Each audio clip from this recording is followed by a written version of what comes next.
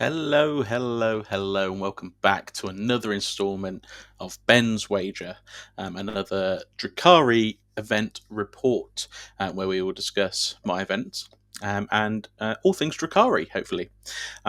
So today you're not getting one, not two, but three whole event reports. So we've got two RTTs and a GT. So we'll do a little GT sandwich: RTT, GT, RT, RTT. Um, so let me just share my screen. But here we are. So first up, let's go over the list. So obviously this is a Reaper's Wager list. We have an Archon with the Arch Raider enhancement, who is also my Warlord. And we have a Beastmaster and Urian Rakarth rounding out the characters. Urian's a new addition to the list. He's made it in as a nice anti-trade piece, decent little bait piece. Takes a couple of activations to finish him off. So he's quite an interesting new piece to the list. Then we have 10 Cabalites with all the guns, 5 racks, just for home objective holding for 55 points. We also have a Raider, a Venom, 2x5 Mandrakes, Court of the Archon, 2x6 Grotesque, because we want some real chunk in this list, 2x2 Talos with Haywire and Liquefiers, and the Gauntlet as well. 2x5 Scourge with Haywire Cannons, and lastly, the Void Raven Bomber. Woo! We love a good Void Raven. So, without further ado, let's get on to the first event. So the first event is Venator Tabletop Gaming's Centurion event. This is a series of events they're running over the course of this year. It is just a one-day, 3-game event. So my first matchup here was into Kurt and his Death Guard. Now this was old index Death Guard, so I won't spend too long on this matchup. But essentially it was killed his indirect off, and then finished him off pretty quickly with all of my Haywire and damaged 3 things. When he just committed in the wrong places, couldn't make contact, and then it was fairly arbitrary from there, unfortunately for Kurt. Good game, lovely chap though. It was a bit of a mismatch there for him. On to game 2, I had Paul and his Blood Angels. Now this was a list with 3 units of Sandguard, 1 with Dante. There was Mephiston in there. There was a Fight First Blade Guard vet brick, a couple of Lancers, and a 10-man Death Company brick. So the plan here, it was on the ritual. So the plan here was to use sort of my Fight First battle line in the court to spawn objectives, hold them, lock them down tight, keep myself up on the primary, and then deny a lot of his primary with things like Scourge, and just keep throwing myself out there, out OCing him, denying his primary, and wait for him to commit some of his bricks. And when he did that, I then was able to just munch through the bricks without having to overcommit myself. The plane obviously helped massively into the Death Company, and then the Talos were pretty good into his Sanguinary Guard being 3 wounds each. So we did get the win on this one, 95 to 60. And again, it was just a case of playing the waiting game. I did go second. I just had to wait and react to see what he did, and then see what I could shoot down when I could. Game 3, this takes us into Nathan and his Chaos Cult CSM. An interesting detachment. I've not seen it before, but essentially it was 3 AC/DC bricks, 2 Forge Fiends, Vindicator, Cypher, and then some other units of Cultists to do some of his scoring. We were playing Hammer and Anvil on Persia Foe, and again I went second here, which was just perfect. So I could react to exactly what he did. I was able to sort of do some scout blocking with some Mandrakes. He then commits his Forge Fiends to kill them, which I then pick up in return with both units of Scourge. And then I had Urian sat in the middle as a nice bait piece, ready to countercharge an AC/DC brick when he does charge it with a Fights First Heroic Intervention. It was a pretty good melee matchup. I feel like I do anti-melee quite well with this list. I've got lots of fights on death or fights first in here, and all good profiles for things like the AC/DC bricks to chew through once those Forge Fiends and the Vindicator are gone. So it was a case of just play a patient game, wait for him to commit, and then pounce when I needed to. So yeah, I got another good win here against Nathan. Again, great guy, great opponent. But that did secure me the first place for Venator Centurion, their first event in the series. So we're going strong. I also got my a best painted award from this place, which was fantastic. I always love picking up a good best painting. So that ends Venator. At this point, I didn't really feel like my list needed any changes. So I stuck with it and submitted to the next event, which was Hellstorm Wargaming's GT at the Outpost in Sheffield. So on to the next event. Our first matchup was against Jacob and his Warpbane Task Force Grey Knights. Now, me and Tom had a nice little chat about this matchup beforehand. And essentially the plan with this is they can't play their game. I can't let them uppy downy shoot where they want. I need to have a board presence out there. And so using the Grotesque and Talos, I was able to solidify that board presence, lock things down with a beast pack, do some early charges to get into things and make sure they can't uppy downy. Which is exactly what I did. I did go first, and I sort of used that going first to apply the pressure to him. He did have 3 Dread Knights, which were a little bit of a concern, but keeping the Scourge back, sort of in safety, away from any indirect or uppy downy, meant that when he finally dedicated them, I was able to pick them up in a turn and sort of play around them like that. This is a good game. It was on Terraform, which I managed to get a couple off early, I think, quite early doors, which is always useful in Terraform. But I did win this one 96-90. So on to game 2. I'm playing Chris Langton. Now, Chris is a bit of a nemesis of mine at the moment. It appears that any event I go to, with him there, we end up pairing each other. And so the fated pairing happened round 2. Now, Demons is a bad matchup for Drukhari. I know some people say that Demons is a good matchup for them, which I would point out to you. You're wrong. It's a lie. And please give me some pointers on how to deal with demons. This was 3 big demons, 18 blood crushers, 15 hounds, some Nurglings, and some plague bearers. Very lean list, but it was fairly aggressive and scary. This was an index demon, so uppy downy, 6-inch deep strike and charge, which is bad. It's very bad for us. So I went second here. This is on the ritual, so we are again spawning objectives, and my plan was just to keep spawning objectives to make sure I have some sort of foothold in the primary. Otherwise, very quickly can lose that game if I'm in one place for too long. It does help that I have a lot of extra assets here to be able to keep spawning objectives. But in the end, I didn't actually kill a single greater demon, and I don't think the only unit I did end up killing was a unit of Nurglings. Otherwise, I ended up sort of half killing things or taking them down to a wound, and then they'd start to heal back up again. And I just couldn't keep up with that level of attrition. So I did lose this game, 95-75. Chris is a fantastic player. I think they actually won the ITT recently with the Mind Goblins first team, and very much well deserved spot in that first team there for him. He is very intelligent as a player.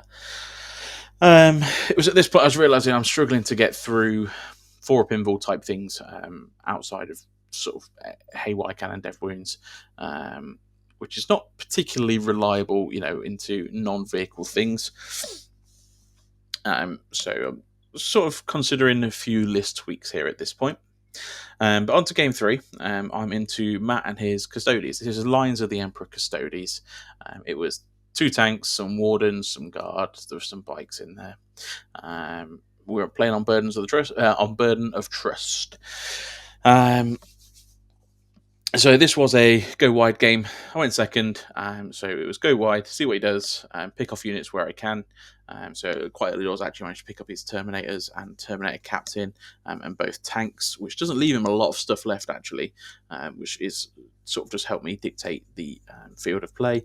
Having fight first in the list and fight some death obviously is quite a deterrent to just sort of charging them and with heroics and whatnot. There's nothing particularly exciting about this game, I don't think. It was pretty straightforward. I think Matt was slightly inexperienced, so that obviously helps me there. But otherwise, good, fun game. Certainly have no complaints about that. But it was 85-47 victory to myself and the Drukhari. And as a treat, for round 4, I get yet more Custodies. Again, Lions, Custodies into Ed. Now, this was a more standard Lions list. It was sort of 3 Wardens, a couple of units of Guard, 3 Blade Champs, Trajan, some Inquisitors and Draxis, some Sisters on his home field objective, and then Terminator Captain. Very quickly with this again, the macro is the same. Like, we're still going to play this go wide. It was 6 objectives, take and hold. So we're still going to try and play this go wide type game. Pick up what I can when I can, and hopefully sort of out attrition in that way. And mean, knowing I have more stuff, more material, I'll hopefully be able to keep the score going, and win going second at the end. So very quickly, I managed to pick up his Terminator Captain, and then the Wardens sort of made it to where they needed. Ed played this very aggressively. He put a lot of pressure on me very early. He advanced everything turn 1. And then turn 2 was advancing and charging pretty much everywhere. So it's quite a tough match to dig yourself out of. So we did lose 82 to 77. I think if I'd been able to keep foothold in 1 primary turn 3, it could very well have been a draw, if not potentially a win. But yeah, it was pretty tough. Pretty tough game to get going with. But such as Custodies and Wardens with Feel No Pains, I learned quite a harsh lesson. I strat reserved in a unit of 2 Talos, shot the Wardens, baited out the Feel No Pain, made the 9-inch charge, and then died in return. So made the 9-inch charge, killed 1.5 Wardens, and then died wholly in return, which was super rough, super rough. But such is the nature of armies with 4 pinballs being super elite. So again, this did sort of make me consider some list tweaks. So my first initial port of call was to drop a unit of 2 Talos, and put in a unit of 5 troop, Harlequin troop, and a troop master. Death wounds in combat is good. +1 to wound is good. Getting reroll 1 to hit and wound all the time, so benefiting from the wager. 6-inch pile in and consolidate is always helpful. And being able to pop stuff like Fight and Death or sustained or lethal hits on them can be really useful. They actually perform really well into these 4 pinball type armies, particularly if you've managed to bait out that Feel No Pain already. So that was sort of one of the... Actually, that was my only thought coming out of it. Obviously, we've got some new meta menaces now, such as Emperor's Children and Death Guard, that have just come out, and Thousand Suns pretty soon will be out, I imagine, along with World Eaters, which I don't think necessarily changes our list all that much. I think Death Guard are going to be super elite, so it's going to be fairly similar to playing against Custodes. I think the builds to watch out for will be the Plague Burst Crawler builds, and the Plague Burst Crawler and the Vehicle Heavy builds. Those drones are no joke. But you can orchestrate. You know where they're going to be. They might be able to walk through walls, but we can absolutely pick them up with Scourge. Not a problem. But the indirect will be an issue that we'll have to deal with. Being afflicted everywhere in 6-inch Deep Strike also sucks. But thankfully, they don't have a lot of points to have a lot of stuff. And once they're down, they are there. Okay. Otherwise, Emperor's Children, Fight First, Fight and Death. Pretty good into them. World Eaters are speedy. Very speedy, with the 6-inch pile and consolidate. So they could be an issue. But again, it's just one of those to be aware of move blocking and stuff.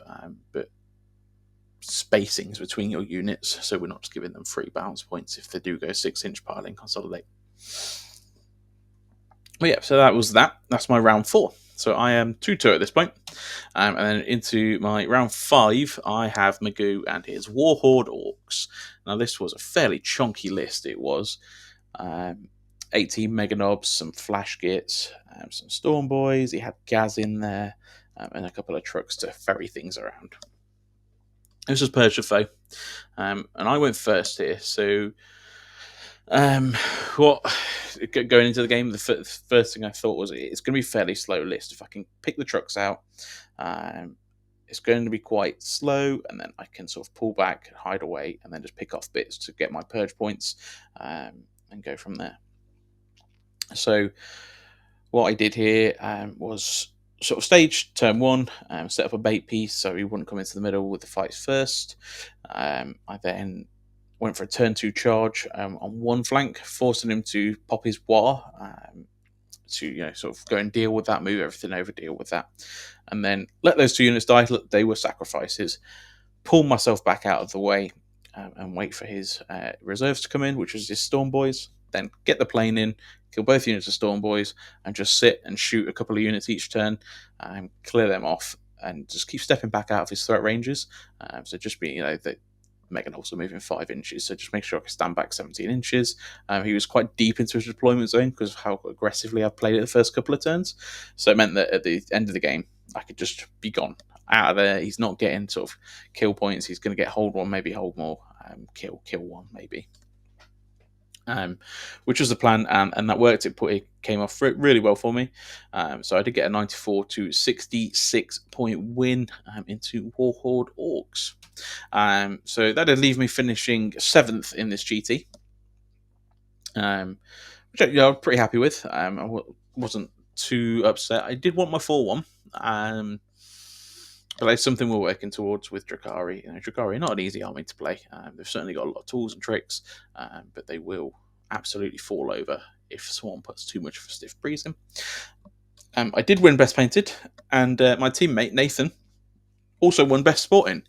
So a good take home for the Trash team today. But that does conclude the GT report. So the next event is Nanita Miniature Wargaming Club's RTT. So I did make the suggested change that we talked about earlier. I dropped a unit of Talos for a unit of Troop, with a Troop Master with fusions and neuros and all the good stuff. So I was quite excited to see if the sort of mental theory crafting would work. Are these good into these 4+ invul type armies? The demons, the custodies. So I got chance sort of to test that out very quickly. I drew Alex's Star Shatter Necrons round 1, which was 2 Tesseract Volts, a Silent King, a Spider, some Destroyers, a Doomsday Ark, and a Lord, and some Flayed ones.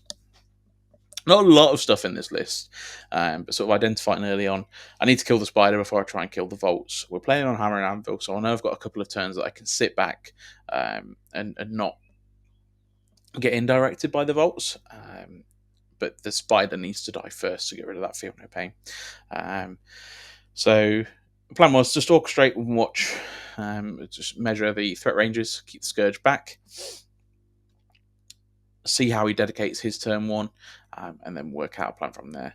Now, he only dedicated 1 Tesseract Volt forward turn 1, which was great for me because then it meant the plane could come in, it could get an angle on the Spider, kill the Spider off, and then I can quite happily start haywiring the first Tesseract Volt, kill that, jump back to safety, not actually be in indirect range. Whereas if he either sent both or sat back, he pulls the Scourge out more, then they do get indirected and die, and maybe it gives them a little bit longer in the game.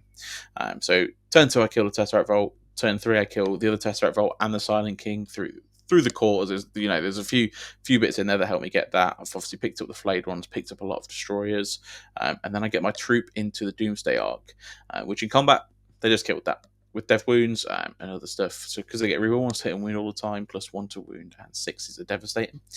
We did manage to kill that Doomsday Ark. So it's a sort of first and early test with the troops, see if they can chew through these 4 Invul armies, and they certainly did a good job with the Doomsday Ark. That did put me a good win, 95 to 34, on Burden of Trust, actually, of all missions, which is notoriously quite difficult. Alex is a great opponent, very tough, chunky list, sort of this stat checky, skewy type list, and I had the answers for it in the end. So on to round 2, I had Tom and his lovely Hallow Screed Admech. Now we were playing this on Search and Destroy Scorched Earth. So it was really close deployments. Unfortunately, there's not really a lot to be said about this game. I went first, and I sent everything with my scouts. I had 2 turn 1 charges in his deployment zone, and he was basically locked in for the whole game. And unfortunately, did table him. Sort of start off battle round 4, my turn 4. It was pretty tough and rough. I'm not really sure what the answer is here for him, whether it's perhaps putting some more units in reserves, deploying slightly further back or in a different way, just after being aware of my threat ranges, or even just using a unit of idiots to sort of line and then standing off the 4 inches so I can't pile in, consolidate, touching other things. Tom was a lovely guy though, and he took it like a champ. But this was a pretty brutal game. We did get a crushing victory here, 100 to 24 points. That puts us on to round 3. Now, this was a matchup I was quite looking forward to hopefully getting. I was hoping and praying I got to play into the Inari, which I did. It came to fruition. So Reeses List was a Inari list. It's the Incon, 2 Autarchs with Howling Banshees. We had 3 units of Dark Reapers, 1 big 10-man, 2 of 5, 2 Fire Dragon units, a Wave Serpent. There was 2 Warp Spiders, a Swooping Hawks unit, a Warlock on bike, and then 2 units of Striking Scorpions. So very early on, this is a matchup I was very painfully aware of that needs careful play. So I knew if I shoot them, they're going to lethal intent and do some janky stuff. Basically, whatever I was going to do, they could react to with some sort of silly Inari janky stuff.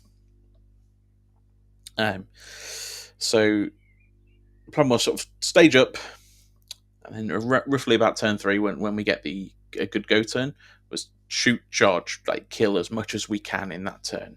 So the lethal intent really doesn't matter, but it was just a case of trying to line up the turns correctly. So what happened is Reese went first. He forward deployed his Scorpions. He charged a unit of Mandrakes that were in the midboard, trying to deny some of his infiltrate and scout. He killed those, that's fine. He charged my Scourge in my deployment zone that were next to a unit of Grotesque. So he turned Overwatch off, which, yeah, completely sensible and fair. But I did heroic intervene with the Grotesque, meaning he could only get 2 Scorpions into the Scourge and didn't actually kill a single one. But then my Grotesques were able to kill his Scorpions and push on to my natural expansion, because that's the side of the board it was on. So it was quite a good little early turn 1 swing. We both had some pretty poor secondaries turn 1 and 2, which didn't particularly help. But sort of turn 2, I am staged everywhere, primed and ready to pounce, which is exactly what happened. The plane came in, everything sort of shot, flamed, killed units outright. So the stuff he could actually lethal intent that was meaningful wasn't really a lot. He did manage to lethal intent some spiders into the midboard, onto the middle objective. Obviously, you have to be aware as well, killing Inari off of objectives, you have to be stood on the objective. Otherwise, they can sticky it and it will remain under their control, which is not ideal. You don't want that. If it's a game of primary, if you can't deny their primary, then you're really going to struggle on that score. He had the Incarn in, and he pulled that in over on the left-hand side on my natural expansion, which only had 2 Scourge on it at the time, which was fine. That meant the Incarn was over there, and everything else over there was actually dead. So he has to leave the Incarn there to keep scoring that primary, because I had control of his home, both in 2 in No Man's Land and my home, which made it very hard for him to actually keep a foothold in that primary. He did manage to swing 1 back turn 4 with, again, some lethal intent silliness, but I was on his home objective at that point, so it didn't really matter too much about what he scored. And then my secondaries came in quite hot at the end there. So it was a very interesting matchup. And I think being an elf player against someone who's not really played against other elves massively helped. I know as an elf player, I don't like pressure. I want to play my game. I knew it was absolutely crucial that I could not let him play that silly, janky elf game that we'd all love to play, being an elf player. Which did, I got the plan right. It pulled off here for me. So I got an 89-57 point win. And that finishes that event up for us. And I did finish first. So a good solid win again, which has quite nicely cemented me at the top of the Drukhari UKTC rankings. And somehow the Eldari won, but I imagine I'm going to lose that one pretty swiftly. But if I can hold on to that number one place in the rankings until the end of the season, I'll be a happy little Benjamin. But not only did I come first, I had my teammates finish second and third. So we have PJ with his Death Guard. This was Index Death Guard, sort of the last weekend of Index Death Guard. He finished second with his Death Guard. And then we have Josh with his Astromatara Mechanized list. He finished third. Both of them going undefeated, which, great effort, chaps. Well done, boys. And then we had Jonno as well, sort of this guy on the left here. He got best painted for his Death Guard, so he's very happy. He's been chasing that for quite some time. So I'm very, very pleased, very proud for young Jonno there. Bless him. Okay, so that's all three events. There's not really a lot else to say about them from there. Obviously, the shape of the meta is changing. We've got a new mission pack just around the corner. What's it doing that for? Bear with me. We have a new mission pack just around the corner, which will be interesting to see how we develop and change lists towards that, depending on sort of how things are scored. Obviously, with challenger cards, we know are coming from the previews, so that will be super interesting to see. But I still think you're going to keep the same pieces in your list, depending on whether a data slate drops or not, which I imagine there will be. It's about time for another data slate, and we'll see what Drukhari get. I imagine light touches in any direction for most armies. Death Guard are coming pretty hot out of the gate, so we'll have to see what they're like. But again, I don't think we specifically tech anything into the list.